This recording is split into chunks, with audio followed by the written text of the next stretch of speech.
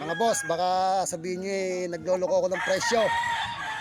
Benching ko po to hanggang 30 kay Art Atayde. Golden Boy, pure. Ito po, itanong nyo rin kay Boss Art Atayde kung magkano presyo ng Golden Boy sa kanya. Ito po.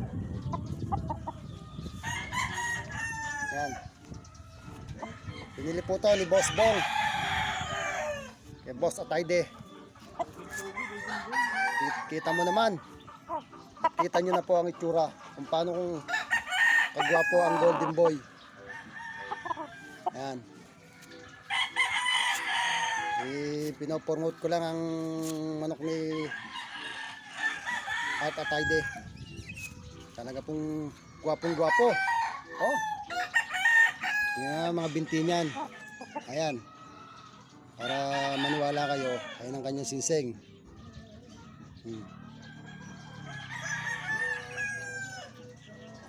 Salamat po.